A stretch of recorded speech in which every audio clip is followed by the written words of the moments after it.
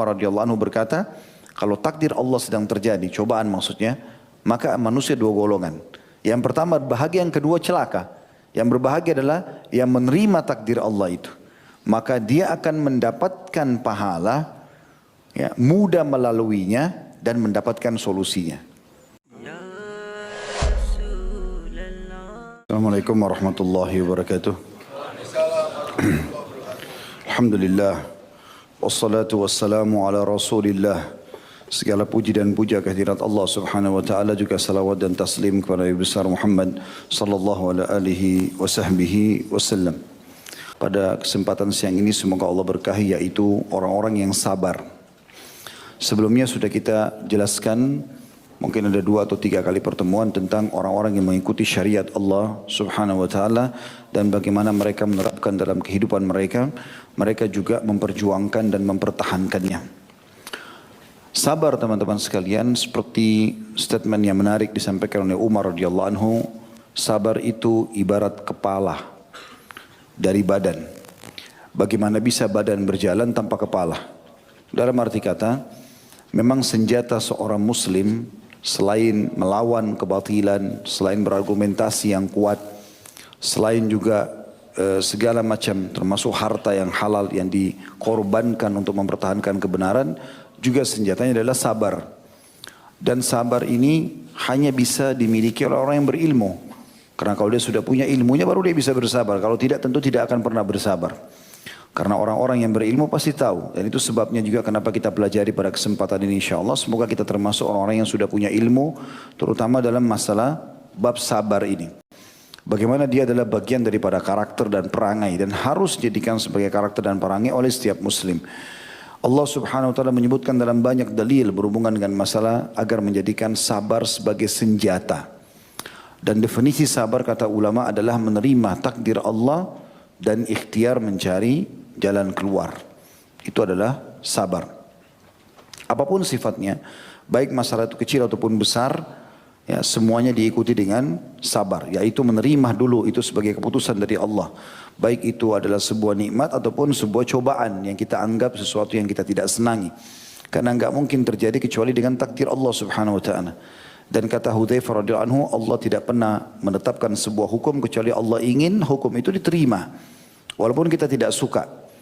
Ya, apapun sifatnya, gangguan orang, orang utang tidak bayar, orang mencaci maki, hilangnya harta, bangkrutnya harta, hilangnya orang yang kita cintai, semua itu adalah cobaan Allah subhanahu wa ta'ala. Allah timpakan kepada hambanya yang dia inginkan. Dan disitulah Allah menguji hambanya. Dia sabar atau tidak. Kita akan dengarkan insyaAllah beberapa dalil atau banyak dalil. Juga contoh-contoh tentang masalah sabar ini. Yang pertama diangkat oleh penulis ini adalah firman Allah yang maha suci dan maha pemurah. Dalam surah Al-Imran ayat 146. A'udhu billahi minasyaitonir rajim. Wa ka'ayyim min nabiyyin qatala ma'ahu ribbiyuna kathir. قاتل معه ربيون كثير فما وهنوا لما أصابهم في سبيل الله وما ضعفوا وما استكانوا والله يحب الصابرين. Dan betapa banyak nabi yang bersama mereka berperang sejumlah besar dari pengikutnya yang bertakwa. Mereka tidak menjadi lemah karena bencana yang menimpa mereka di jalan Allah, dan tidak lesu dan tidak pula menyerah kepada musuh, dan Allah menyukai orang-orang yang sabar. Jadi kita ambil potongan akhir ayat ini, wallahu yuhibbus sabirin. Allah sangat mencintai orang-orang yang sabar. Berarti Allah menciptakan cobaan agar hambanya sabar. Menerima itu sebagai keputusan dari Allah, kemudian dia ikhtiar cari jalan keluar. Tentu tidak akan ada makna dan garam kehidupan kita. Maksudnya kayak makanan itu ada garamnya. Tidak akan ada kenikmatannya kalau tidak ada cobaannya. Kalau semua mulus-mulus saja tidak enak. Misal teman-teman sekolah dari SD sampai kuliah nggak pernah ada ujian. Nggak cocok juga. Karena kita tidak pernah tahu kualitas kita seperti apa. Cobaan yang datang itu akan menunjukkan kualitas kita. Disitulah juga kita akan mengupgrade, meningkatkan kualitas skill kita ya. Potensi yang ada dalam diri kita. Cobaan itu akan memaksa itu. Dengan kita sakit, kita coba ikhtiar untuk berobat. Kita coba untuk ikhtiar bisa merasakan juga kurangnya tidur. Mungkin dengan puasa kita bisa sabar dengan kurangnya makan dan minum, mungkin segala macam. Dan itu adalah ilmu, pengetahuan yang seharusnya kita anggap sebagai sesuatu yang positif. Jadi keliru kalau orang yang menganggap cobaan itu adalah sesuatu yang berat bagi dia atau dia membesar-besarkannya. Ada orang kadang-kadang kalau ngobrol sama kita masalahnya kecil, hanya mungkin kena sakit sedikit. Saya pernah ketemu dengan seorang yang sudah tua.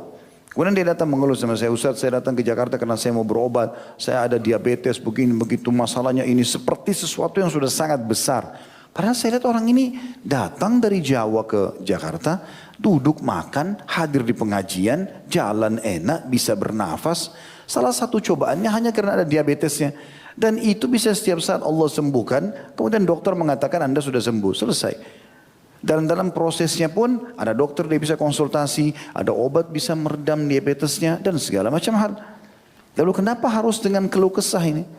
Allah subhanahu wa ta'ala ingin memberikan nikmat supaya disyukuri, memberikan cobaan supaya disabari. Jadi tingkat sabar dalam cobaan seperti tingkat syukur dalam nikmat. Sekali lagi, tingkat sabar dalam cobaan, artinya kita harus betul-betul bersabar itu, sebagaimana kita harus bersyukur dalam nikmat. Kita tahu kalau kita bersyukur, kita akan ditambahkan nikmat. Kalau kita bersabar, kita akan diberikan ketenangan dan jalan keluar. Itu pasti. Tidak ada solusi yang lain. Tidak ada opsi yang lain. Mirip orang lapar, makan solusinya. Orang ngantuk, tidur solusinya. Ini orang cobaan, sabar solusi. Sebagaimana nikmat, syukur. Itu solusi. Tidak usah ciri yang lain. Karena ini Allah SWT yang telah memandu kita untuk ke situ. Allah berfirman betapa banyak nabi. Bisa makna, kata ulama tafsir, seluruh nabi yang Allah sudah utus. Kecuali sebagian kecil. Karena memang ada sebuah hadis Bukhari menjelaskan, nanti akan datang nabi pada hari kiamat, tapi enggak disebutkan namanya, yang tidak punya pengikut satupun. Mungkin memang tidak ada yang beriman. Allahu alam siapa nabi itu. Karena dari 124 ribu nabi dan diantaranya 313 rasul, itu yang wajib kita imani 25 nabi dan rasul. Masih banyak yang kita belum tahu. Nabi Muhammad SAW saja Allah mengatakan masih ada di antara nabi-nabi yang ada nabi yang kami ceritakan kepada Muhammad, ada yang belum kami ceritakan kepadamu. Jadi memang hampir semua nabi-nabi bersama mereka berperang sejumlah besar dari pengikutnya yang bertakwa. Untuk berperang itu bukan hal yang gampang. Keluar, bawa senjata, berhadapan dengan musuh.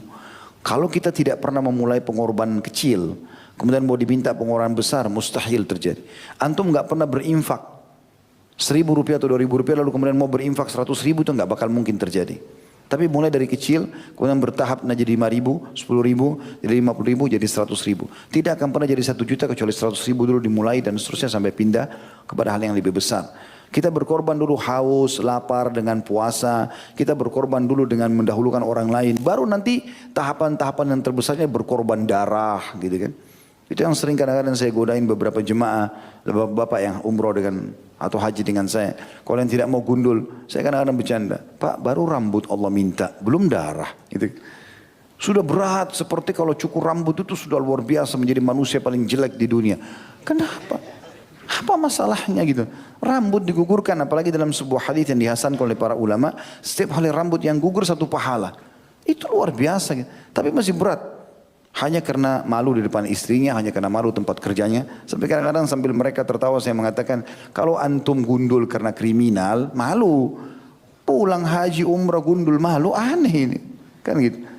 Jadi berkorban dulu rambut, nanti kalau Allah minta darah, berkorban perang, siap gitu kan. Terus tiba-tiba belum pernah berkorban lalu mau diajak jihad, dibawa kolom semuanya. Nggak bakal berani gitu loh. Nah para sahabat dilatih oleh Nabi SAW untuk biasa berkorban. Ya, berkorban waktu, berkorban tenaga, berkorban harta, berkorban perasaan, segala macam hal seperti itulah. Nah di sini dikatakan nabi-nabi itu yang ikut bersama mereka berperang adalah orang-orang yang bertakwa. Memang sudah sampai pada tingkat dia mengenal Tuhannya dan ingin mengejar janji-janji Allah Subhanahu Wa Taala. Mereka tidak menjadi lemah karena bencana yang menimpa mereka di jalan Allah. Di sini makna yang paling dekatnya adalah bencana dalam jihad. Karena di sini Allah menyebutkan di potongan awal ayat adalah perang. Jadi kayak misalnya tinggalin keluarga, tinggalin pekerjaan, itu kan kepikiran gitu kan. Orang biasa pergi haji umroh saja tidak pernah lepas handphonenya, hubungi kerjaan ini, kerjaan itu. Ini jihad bisa terputus kontak gitu kan. Bisa kembali, bisa enggak. Iya kalau langsung masuk medan perang lalu ditebas lehernya mati. Kalau dipotong dulu tangannya, dicungkil matanya, kan segala macam banyak hal yang bisa terjadi gitu kan. Ya, seperti Asim radhiyallahu anhu, insyaallah nanti kita akan bahas hari Sabtu nanti tablik akbarnya. Bagaimana beliau dibunuh oleh musuh dan berusaha untuk diambil batok kepalanya, gitu kan. Dipotong untuk diberikan kepada tokoh-tokoh Mekah gitu, supaya ditebus, ya, supaya dibayar. Dan banyak sahabat-sahabat Nabi yang menghadapi masalah-masalah seperti itu. Tapi karena mereka, nanti di closing hadisnya, penutupan ayatnya dijelaskan mereka sabar, maka mereka tidak lemah. Mereka tidak menjadi lemah karena bencana yang menimpa mereka di jalan Allah. Yang puncaknya adalah jihad, setelahnya adalah semua bencana di jalan Allah. Bencana dalam menuntut ilmu, ya, mungkin godaan orang, dihina segala macam, ditolak ilmunya, apalah. Mungkin dalam perdagangan gagal usahanya, mungkin dalam rumah tangga dia harus nasihatin pasangannya, mungkin anak-anaknya dia bersabar dalam memperbaiki mereka. Ini semua adalah bencana di jalan Allah Subhanahu wa taala yang kita disuruh bisa melaluinya. Tantangan hidup itu untuk dihadapi, bukan dihindari. Percuma. Kalau untuk menghindari percuma. Akan ada tantangan yang lain Allah berikan. Tapi kalau yang benar adalah kalau ada tantangan depan mata, hadapi. Kita hadapi dan senjata terkuat adalah sabar. Terima dulu itu takdir Allah. Kemudian kita ikhtiar cari jalan keluarnya. Seperti itulah. Dan tidak juga lesu dan tidak pernah menyerah kepada musuh.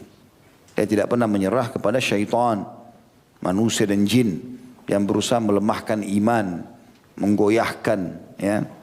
Tidak ada sama sekali. Dan orang-orang beriman selalu kokoh menerima keputusan Allah SWT. Sebagaimana dia nikmat bersyukur dengan nikmatnya makanan, minuman. Dia juga merasa nikmat dengan kesabaran yang Allah berikan pada saat musibah sedang datang. Gitu kan. Urwah bin Zubair rahimahullah, dia kakinya satu diamputasi, anaknya mati. Begitu dia pulang ke Madinah, orang-orang pada takziah ke rumahnya. Lalu mengatakan, sabarlah, beginilah, begitulah. Pada saat dia lihat banyak orang ngomong, langsung dia mengatakan, sebentar. Jangan pernah ada yang mengucapkan kata-kata menyedihkan bagi aku. Karena ketahuilah, Allah telah memberikan aku 4 atraf. Atraf itu kayak 2 tangan, 2 kaki. Allah ambil 1, saya masih punya 3. Alhamdulillah. Allah berikan saya 4 anak. Allah ambil 1, saya masih punya 3. Alhamdulillah. Jadi luar biasa bagaimana mereka bisa melihat justru dari sisi yang lain. Pada saat sebuah nikmat Allah angkat, Allah berikan masih banyak nikmat yang tertinggal, kan begitu. Seperti tadi misalnya, saya kasih contoh ada orang mungkin belum punya kerjaan. Tapi kan Allah masih kasih dia mata, masih kasih telinga, masih kasih tangan, masih kasih waktu, masih bisa tidur, masih bisa makan, masih banyak temannya. Ada orang punya keluarga, cuma tidak ada kerjaan. Itu saja. Baik, sabarlah. Coba terima sebagai putusan Allah, tetap ikhtiar, cari jalan keluar. Kan seperti itu. Dan seterusnya. Dan Allah mengatakan setelah itu, dan Allah menyukai orang-orang yang sabar. Kata beliau, sabar secara bahasa adalah menahan dan mengendalikan. Seperti perkataan orang, fulan terbunuh karena ia sabar. Maksudnya apabila dia mengendalikan dan menahan diri. Seperti bunyi firman Allah yang maha suci dan maha pemurah dalam surah Al-Kahfi ayat 28. A'udzu billahi minasyaitonir rajim wasbir nafsaka ma'al ladzina yad'una rabbahum bil ghadati wal 'ashyi yuriduna wajha. Dan bersabarlah kamu bersama dengan orang-orang yang menyeru Rabb mereka pada pagi dan sore hari karena mengharap wajahnya. Artinya tahan hawa nafsumu, tahan gejolak untuk melakukan pelanggaran-pelanggaran. Ya, sebagaimana pernah kita jelaskan, sabar ada 3 tingkatan. Sabar dalam mengerjakan ketaatan kepada Allah Subhanahu wa taala, bangun sholat malam, berpuasa di siang hari, masuk ke dalam masjid, pergi ke masjid kalau sholat dan segala macam hal. Ini butuh kesabaran. Begitu juga dengan sabar dalam meninggalkan kemaksiatan, peluang-peluang untuk berzina, untuk berbohong, untuk menipu, semua ada. Sabar. Kalau lagi datang, sabar. Antum ngomong sama diri antum sendiri, sabar. Sabar, sabarkan diri sendiri antara antum sama Allah SWT dengan jiwa antum. Jangan ikuti gejolak itu, gitu kan. Dan jangan selalu menggunakan bahasa godaan syaitan berat nih. Gak ada berat. Memang syaitan tampil depan antum. Cekik-cekik harus kau berzina. Kalau enggak saya penggal lehermu, saya cungkil mata. Gak ada. Antum aja yang besar-besarin tuh. Godaannya berat nih. Bohong. Mana berat? Pakai tidur, pakai makan, baca Quran bisa. Harus kokoh, gitu kan. Sabar di situ. Kemudian juga dalam cobaan harian. Tak usah terlalu banyak berkeluh kesah. Nanti kata Imam Ahmad rahimahullah, orang mukmin itu akan merasakan puncak nikmat Allah tanpa cobaan lagi pada saat kakinya sudah menginjakkan surga. Tapi untuk mendapatkan derajat di surga dia harus dicoba di dunia. Pasti akan diuji oleh Allah SWT. Karena ada derajat-derajat yang tidak bisa dijangkau kecuali dengan kesabaran. Gitu kan? Mungkin amal kita, coba antum hitung deh masing-masing kita yang ada di sini, termasuk saya. Berapa banyak amal yang sudah kita kerjakan? Apakah setiap malam kita tahajud? Setiap hari kita sholat duha? Kalaupun sudah iya, sempurnakah bacaannya? Gerakannya? Kan? Surah apa yang antum baca? Doa apa yang antum ucapkan? Apakah zikir pagi petang sudah rutin dibaca? Tidak pernah luput. Mengerti nggak maknanya? Apakah setiap hari antum sudah sedekah, jenguk orang sakit, tiap hari ke bakti sama orang tua, tiap hari ke berbuat baik sama istri dan anak atau suami sama anak, tiap hari ke baik sama tetangga, dan banyak sekali yang lain. Kan banyak kekurangan gitu. Amal apa yang kita bisa hadapkan di hadapan Allah SWT pada hari kiamat? Apa yang kita mau banggakan? Kadang-kadang kita masih sudah beramal, itu pun masih diikuti dengan riya, masih diikuti dengan mengkhayal pada saat sholat, dan segala macam hal. Makanya Abdullah bin Umar berkata, radhiyallahu anhu, pada ini ahli ibadah, dikenal sahibut ta'assi, orang yang sangat fanatik dengan Nabi SAW. Setiap ada perbuatan Nabi apa yang dia tahu langsung dia kerjakan. Sampai dia mengatakan kalau seandainya saya tahu ada orang yang lebih mengerti daripada saya sebuah hadis Nabi, maka saya akan naik kuda ataupun unta atau keledai untuk menuju ke sana. Maka beliau mengatakan kalau seandainya saya sudah tahu pasti 2 rakaat solat saya diterima oleh Allah SWT, maka saya akan bersyukur kepada Allah. Tapi semua, ya, dia tahu itu. Kita harus sebagai seorang muslim harus antara roja, khauf dan roja. Takut Allah tidak terima, dari satu sisi kita berharap Allah terima. Gitu kan? Tapi kepastian 100% kita nggak bisa menjamin diri kita. Kita yakin dengan itu insya Allah janji Allah. Tapi di sini seorang mukmin harus berada di antara itu. Karena kalau dia khawatir amalnya kurang, dia akan terus menjaga kualitasnya. Gitu kan? Seperti itulah. Di sini kita disuruh bersabar kalau kita sudah ada orang beriman, orang-orang saleh, ahli ibadah, tiap hari kerjanya di jalan Allah, bersabarlah bersama mereka. Itu yang Allah katakan di sini, dan bersabarlah kamu bersama orang-orang yang menyeru Rabb mereka pagi dan sore hari karena mengharap wajahnya.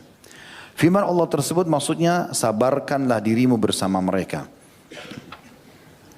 Adapun sabar menurut syariat, kata beliau adalah menahan diri dari hal-hal yang Allah haramkan, lalu menguatkannya dengan melaksanakan kewajiban-kewajibannya.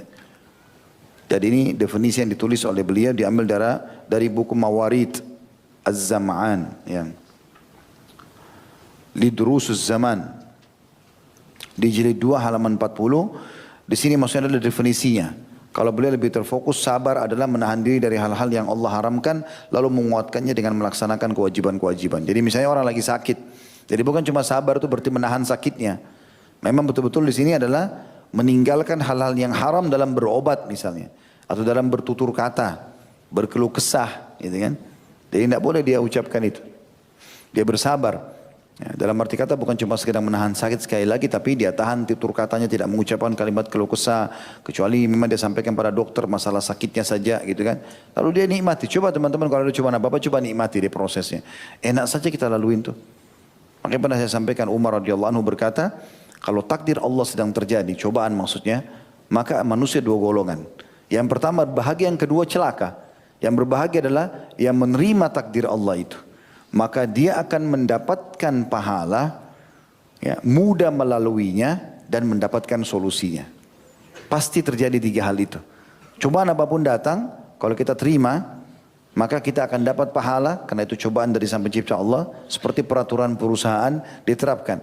Semua pegawai yang terima, maka dihormati oleh perusahaan. Itu kan, seperti itulah. Dia mudah melaluinya, walaupun dia sakit segala macam, dia tahu ini cobaan akan ada pahalanya, dan kemudian dia dapat solusinya. Yang kedua celaka.